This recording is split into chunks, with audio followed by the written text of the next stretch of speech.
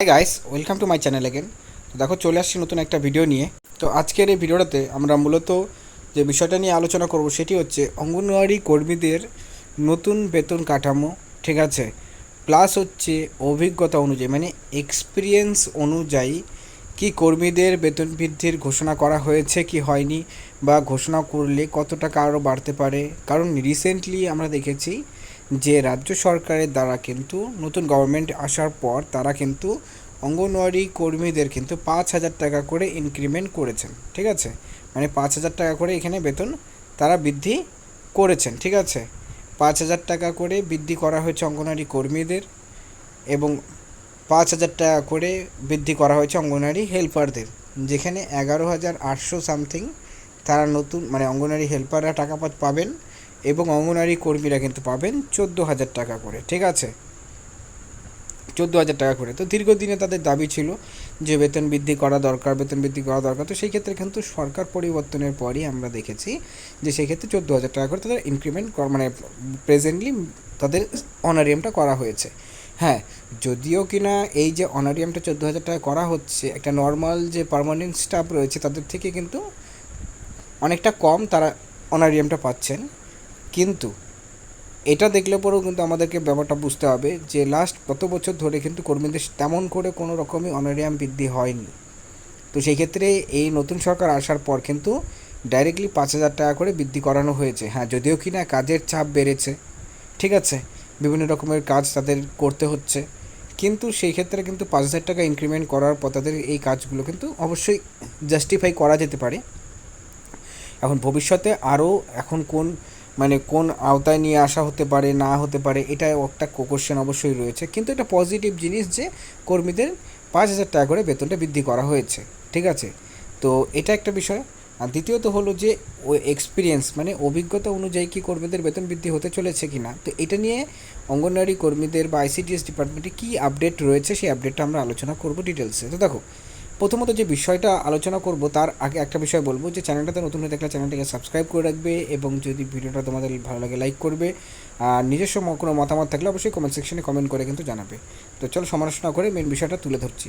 তো দেখো, প্রথমত যে বিষয়টা উঠে আসছে যে অভিজ্ঞতা অনুযায়ী, তো অভিজ্ঞতা অনুযায়ী কিন্তু ডাইরেক্টলি যে অঙ্গনওয়াড়ি কর্মীদের বেতন বৃদ্ধি হবে সেটা কিন্তু নয়।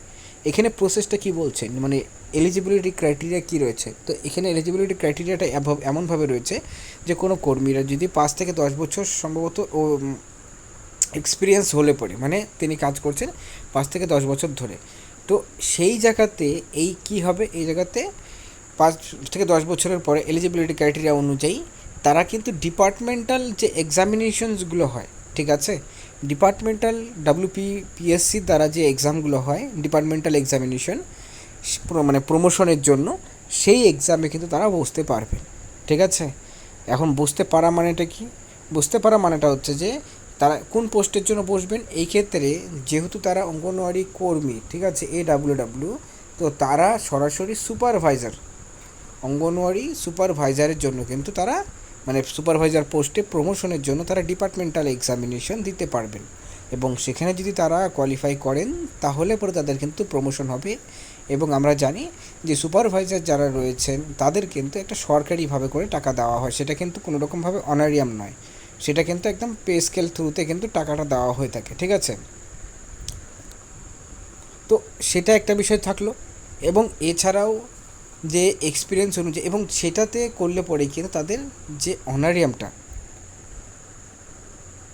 1 লাফে কিন্তু 14,000 টাকার থেকে তোমাদের হচ্ছে 35,000 টাকার মতন কিন্তু হয়ে যাবে, যেমন যদি প্রমোশনটা হয়, মানে তার ডিপার্টমেন্টাল এক্সামিনেশন যদি কোয়ালিফাই করতে পারেন তাহলে পরে।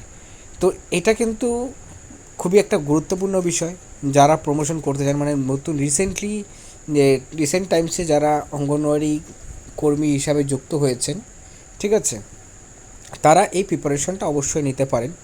এবং এটার জন্য আমরা অবশ্যই নতুন নতুন ভিডিও আনবো যে কীভাবে এক্সামিনেশন প্রসেসটা কী রয়েছে, মানে কারা কারা এলিজিবল হবেন, ফুল একদম অফিসিয়াল নোটিফিকেশনের থ্রুতে এবং অফিসিয়াল এলিজিবিলিটি ক্রাইটেরিয়া নিয়ে।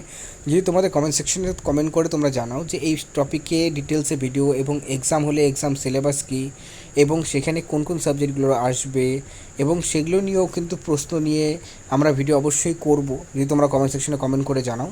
যে হ্যাঁ সেই ভিডিওগুলো দরকার, তাহলে আলাদা একটা সেকশন করে কিন্তু একটা প্লেলিস্ট বানিয়ে আমরা সেই ভিডিওগুলো কিন্তু ছাড়ার চেষ্টা করব, ঠিক আছে? তো সেই ক্ষেত্রে কমেন্ট করলে পরে ম্যাক্সিমাম কমেন্ট যদি আসে তাহলে আমরা কিন্তু সেই অথেন্টিক একদম 100% অথেন্টিক ইনফরমেশন দিয়ে একদম সরকারি তথ্য দিয়ে কিন্তু প্রমোশন কীভাবে করে প্রথম থেকে একদম লাস্ট পর্যন্ত প্রমোশন কীভাবে একটা অঙ্গনওয়াড়ি কর্মী কীভাবে প্রমোশন নিয়ে সুপারভাইজার হতে পারবেন, এর মাঝখানে যা যা প্রসেস রয়েছে, যা যা প্রক্রিয়া রয়েছে, সমস্ত তথ্য আমরা আনার চেষ্টা করব।